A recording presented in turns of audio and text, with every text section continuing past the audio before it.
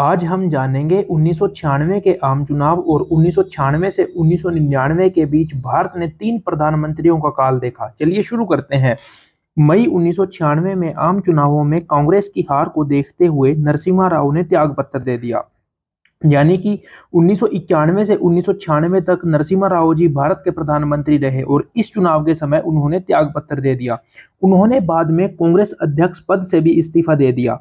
चुनाव 3 मुद्दों अयोध्या, अर्थव्यवस्था, भ्रष्टाचार के साथ लड़े गए। कांग्रेस कई गुटों में बटी हुई थी और पार्टी के भीतर से ही नरसिम्हा राव सरकार पर कई आरोप लगाए गए कि उन्होंने हालातों को सही तरीके से नहीं देखा। धार्मिक एवं जातिगत आधार पर लकीरें खींची गई। इन परिस्थितियों में जनादेश किसी भी पार्टी को बहुमत के रूप में नहीं मिला। यानी जब 1996 के आम चुनाव का नतीजा आया तो किसी भी राजनीतिक पार्टी को बहुमत नहीं मिला। कोई भी पार्टी अपने दम पर सरकार बनाने की स्थिति में नहीं थी। बीजेपी ने इस चुनाव में सर्वाधिक सीटें 161 जीती, जबकि इसके बीजेपी और उसकी सहयोगी दलों को मिलाकर 187 सीटें प्राप्त हुई। यानी बीजेपी भी बहुमत के आंकड़े तक अपने सहयोगी दलों के समर्थन के बाद भी नहीं पहुंच पाई। कांग्रेस को दूसरा स्थान प्राप्त हुआ, जबकि जनता दल, तेलुगु देशम पार्टी और वाम मोर्चे से मिलकर बने राष्ट्रीय मोर्चा, जिसको नेशनल फ्रंट के नाम से जाना जाता था, को 114 सीटें प्राप्त हुई। 1996 के आम चुनावों की एक अन्य विशेषता परिलक्षित हुई कि विभिन्न मजबूत क्षेत्रीय एवं राज्य दलों ने 3 मुख्य दलों में से किसी से भी गठजोड़ में रुचि नहीं दिखाई। 1996 और 1999 के बीच यानी मई 1996 में जब चुनाव का नतीजा आया तो उसके बाद भारत देश ने 3 प्रधानमंत्रियों का शासन देखा।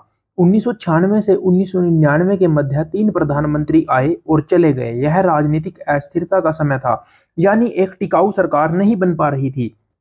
1996 के चुनाव में बीजेपी को सर्वाधिक सीटें प्राप्त हुई, लेकिन अपने सहयोगियों के साथ मिलकर भी वह सरकार बनाने की स्थिति में नहीं थी। इस समय कांग्रेस और बीजेपी को प्रतिस्थापित करने के एजेंडे के चलते राष्ट्रीय मोर्चा मजबूत दावेदार के रूप में उभरा था।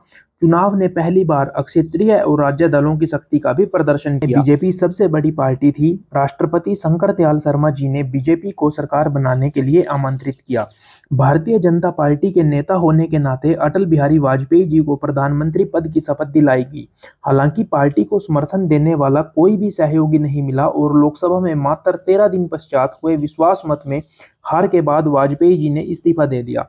दूसरी बड़ी पार्टी के तौर पर कांग्रेस ने सरकार बनाने से मना कर दिया, तो उसके बाद राष्ट्रीय मोर्चा की सरकार बनी।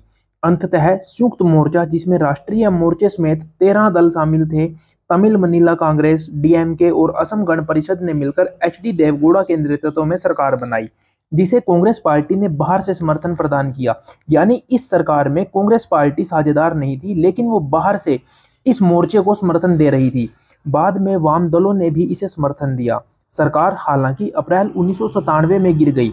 यानी यहाँ पे क्या मतलब है कि यह सरकार भी बहुत कम समय तक चली और अप्रैल 1997 में देवगौड़ा जी की सरकार भी गिर गई, जब कांग्रेस ने अपना समर्थन वापस ले लिया।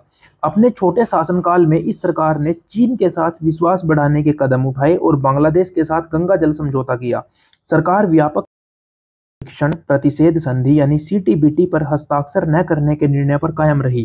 कहने का क्या मतलब है कि देवगौड़ा जी की सरकार बहुत कम समय तक चली, लेकिन इस काल में बहुत से इंपॉर्टेंट काम उनके द्वारा किए गए। हालांकि सरकार 1997 में गिर गई थी, लेकिन चुनावों से बचने के लिए एक समझौता हुआ और नए नेतृत्व में कांग्रेस समर्थन देने पर फिर से राजी हो गई। इंदर कुमार गुजराल को सबसे ज्यादा गुजराल डॉक्ट्रिन के लिए जाना जाता है। इस नीति के तहत संप्रभुता, समानता और हस्तक्षेप के आधार पर भारत के पड़ोसी देशों के साथ मैत्री संबंधों को सुदृढ़ किया गया। इसका उद्देश्य दक्षिण एशिया में शांति का माहौल सृजित करना था। गुजराल ने कांग्रेस के साथ अच्छे संबंध बनाए रखे, जिसने उनकी सरकार को बाहर से समर्थन बनाए रखा। यानी कांग्रेस पार्टी ने आई के गुजराल जी की सरकार को बाहर से समर्थन देना जारी रखा। समस्याएं उनकी पार्टी के भीतर से उत्पन्न हुई। बिहार के राज्यपाल ने सीबीआई को मुख्यमंत्री बिहार, जो लालू प्रसाद यादव जी थे, के चारा खरीदने के मामले, जिसे चारा घोटाला कहा गया, में भ्रष्टाचार की जांच करने की अनुमति दी। लालू यादव ने संयुक्त मोर्चा के भीतर और बाहर उठी इस्तीफे की मांग के सम्मुख इस्तीफा देने से मना कर दिया। गुजराल जी ने व्यक्तिगत रूप से उन्हें इस्तीफा देने को कहा।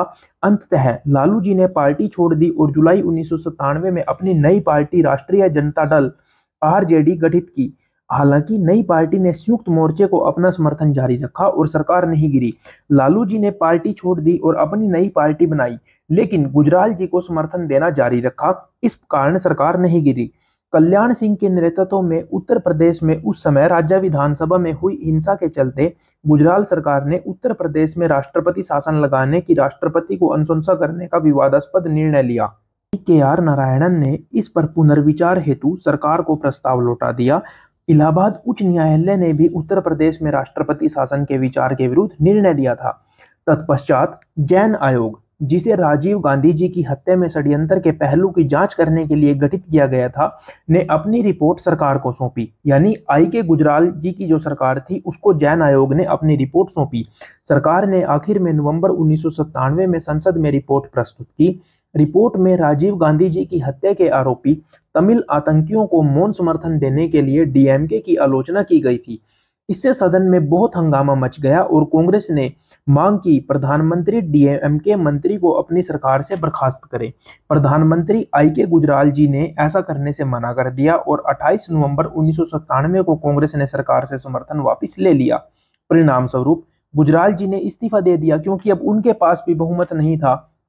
यद्यपि ये आगामी सरकार के बनने तक कार्यवाहक प्रधानमंत्री बने रहे और उसके बाद दोबारा फिर आम चुनाव हुए और फिर दोबारा अटल बिहारी वाजपेयी जी भारत के प्रधानमंत्री बने।